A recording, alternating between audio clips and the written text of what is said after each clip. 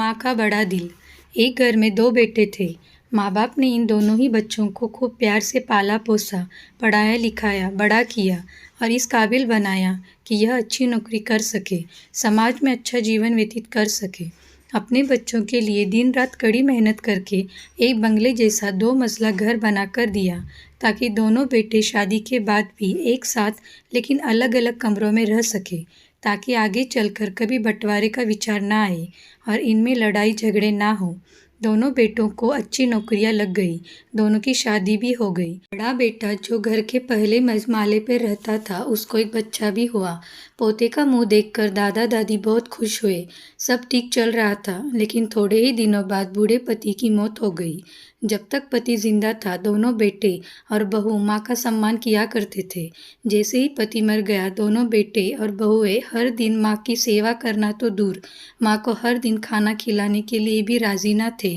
दोनों बेटे और बहू ने मीटिंग की और तय किया कि माँ को खाना खिलाने की जिम्मेदारी बांट ली जाए, यानी कि 15 दिन बड़ा बेटा और 15 दिन छोटा बेटा माँ के खाने की जिम्मेदारी लेगा। जिन बेटों को बिना दिन रात देखे भूख ना होते हुए भी और मन चाहा खाना हमेशा खिलाने के लिए जो माँ तैयार रहती थी, अब उसी माँ को बेटों के यहाँ पर दिनों के हिसाब से खाना दिया जाता था।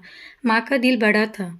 माँ को इस बात की खुशी थी कि वह जैसे भी हो अपने बेटों के साथ रह रही है, और इसी खुशी के कारण बेटों के द्वारा दी गई रूखी सूखी भी उसे किसी पकवान से कम न लगती।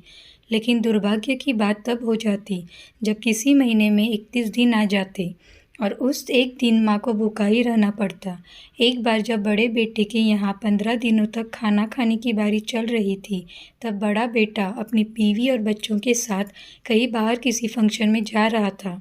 बड़े बहू ने माँ से कहा, माँ जी आज खाना नहीं बनाया है, हम बाहर जा रहे हैं, वही खाएंगे, आप अपने लिए कुछ पका लेना और खा लेना।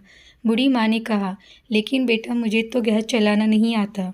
बहू ने कहा, तो फिर ऐसा कीजिए कि पास वाले मंदिर में भंडार लगता है, आज आप वहीं जाकर खा लीजिए, तो आपको गैस चलाने की ज़रूरत नहीं पड़ेगी। पास में खड़ा बेटा और पोता सब सुन रहे थे, लेकिन किसी ने कुछ नहीं कहा। बूढ़ी माँ को भूखा ही छोड़ बेटा और बहू फंक्शन में निकल गए।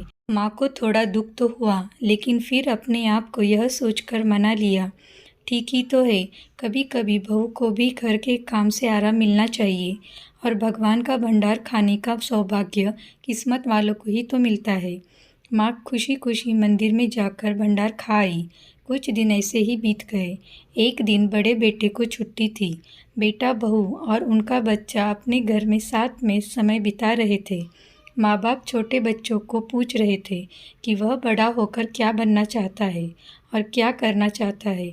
छोटे बच्चे ने बड़े ही सरल भाव से माँ बाप को उत्तर देते हुए कहा, वह बड़े होकर वकील बनना चाहता है। उसकी इच्छा इस घर से भी बड़ा घर लेने की है, लेकिन वह घर मंदिर के पास होना चाहिए। माँ बाप ने पूछा, घर के पास मंदिर क्यों होना चाहिए? तब बच्चा माँ बाप से कहता है, घर के पास मंदिर इसलिए होना चाहिए ताकि जब मैं बड़ा होकर किसी फंक्शन में बाहर जाऊँ तो आप दोनों को ज़्यादा तकलीफ़ ना हो।